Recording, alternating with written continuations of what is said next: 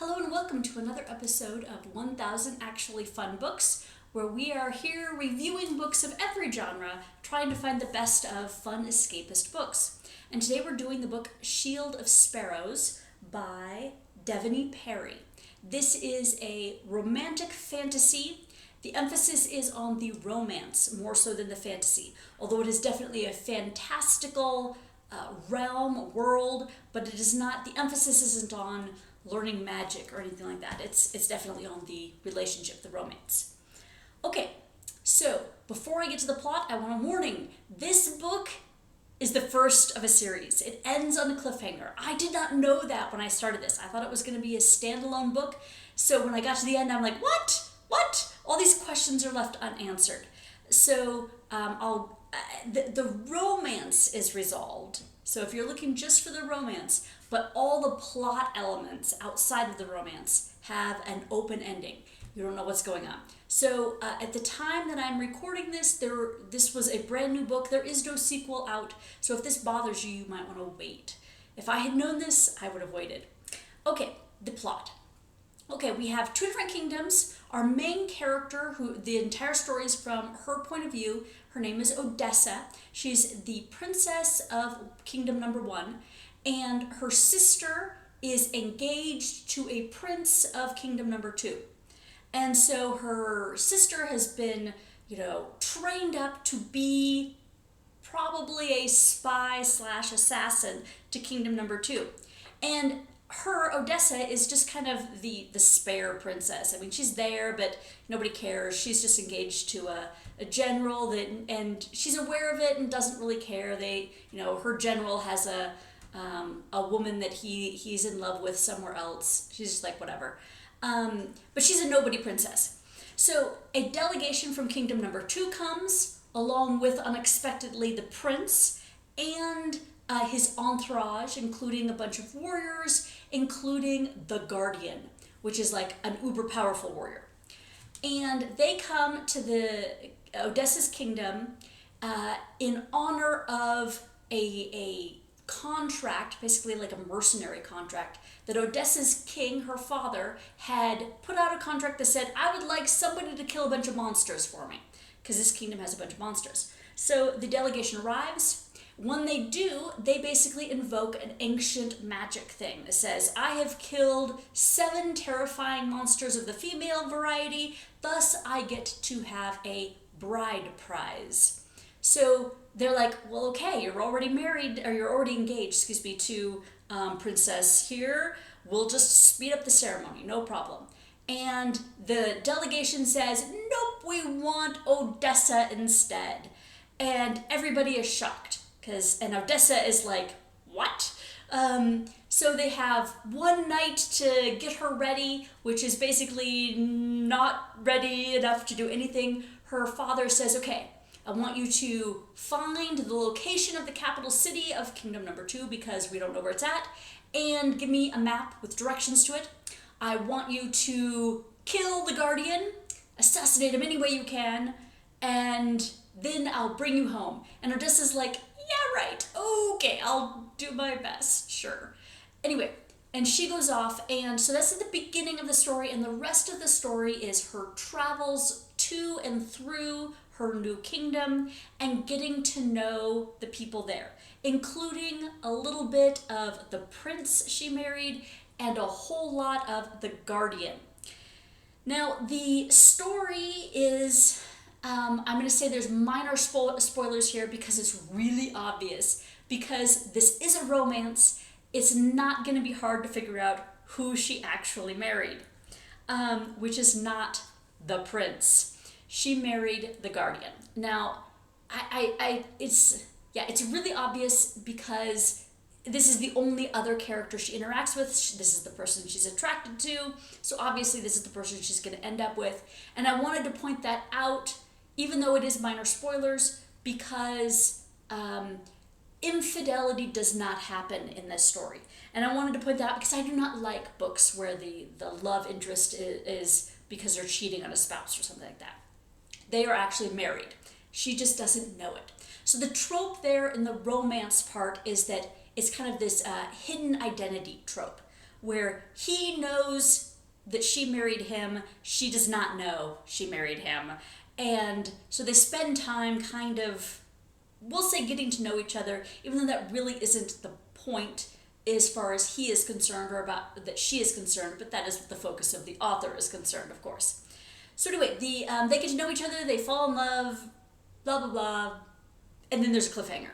So outside of the romance, you have this conflict going on because why does the king want to know the location of the city? He didn't tell Odessa why on these things, just find it.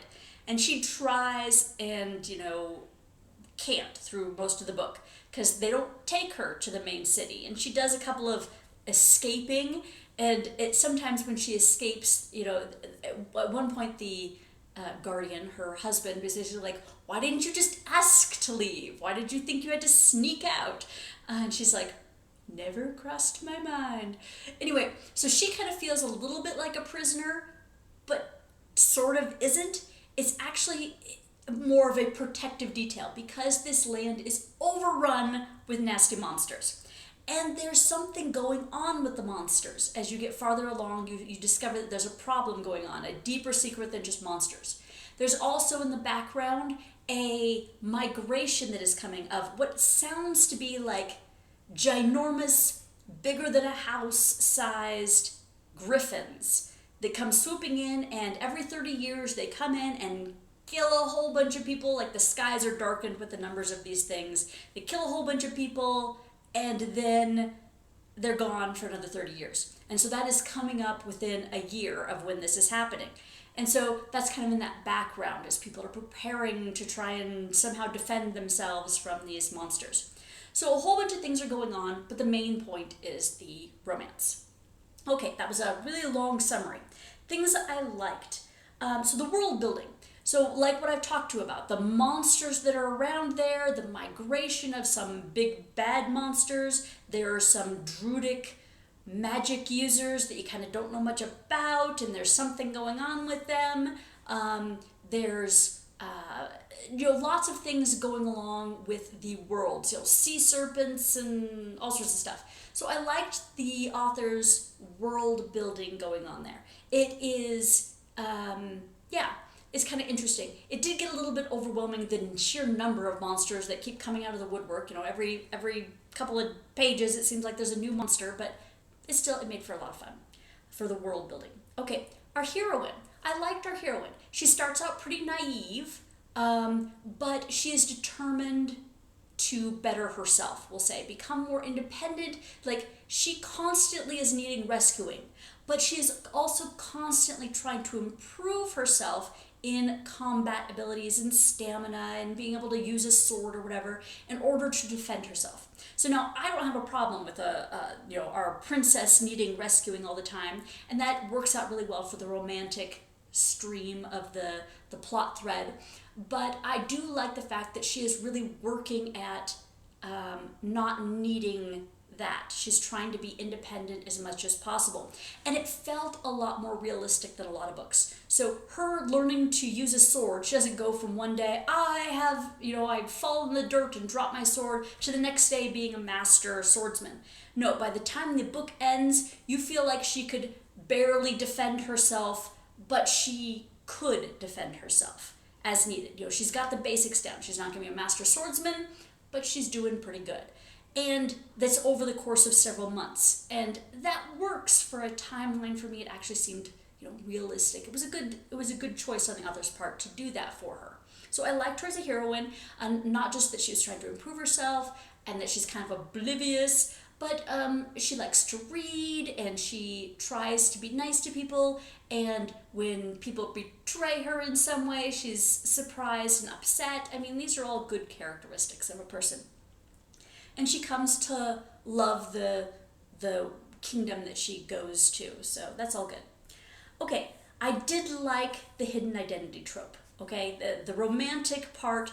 This has pluses and minuses. So the plus part is I kind of liked the hidden identity. I liked that her husband, although it was obviously her husband, is attempting to protect her and attempting to do the best he can for her, even as at the same point he's kind of mean to her sometimes. And I'm going to skip to a dislike on that.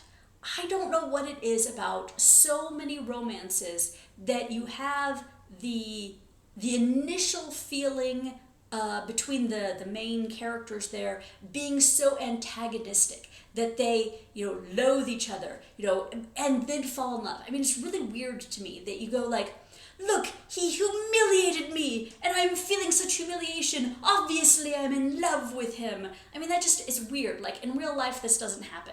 In romance stuff, all the time, it is like, we have mean banter and call each other names and get so angry at each other, we're obviously in lust. Like, in real life, if you got frustrated that your boss was doing something you thought was horrible or belittling or oppressive, would you suddenly consider that feeling in love with him? I just don't think so. So that is a weird trope, and this book does delve into that, where the main character, our male, isn't very nice. He is protective, but not nice to her. And she's drawn to him, and I'm like, give me a break. So, yeah. Some people really like that, the enemies to lovers type of trope. I'm not a huge fan. So I liked some of the romance part. I didn't like all of the romance part. Yeah. Okay. Spice level on this, it's not super spicy. At the very end, close to, right before we get to the cliffhanger, they finally resolve all the romantic tension. She figures out who he is, and they go to bed together. And so there's 2 pages of explicit material out of a fairly lengthy book. So for the most part, it's not spicy. And then you have 2 pages of explicit material that you could skip if that's not your cup of tea. And I wouldn't discount this book just based on that. So things I dislike. I would say the unsatisfying ending. I wasn't expecting that, so I was not thoroughly thrilled to have it coming to an end, and I'm like, but wait, I have all these unanswered questions, what? And then it just ends. Yeah. So I'm assuming that unless the author is going to change genres, that we're actually going to change who the hero and heroine are for the next book.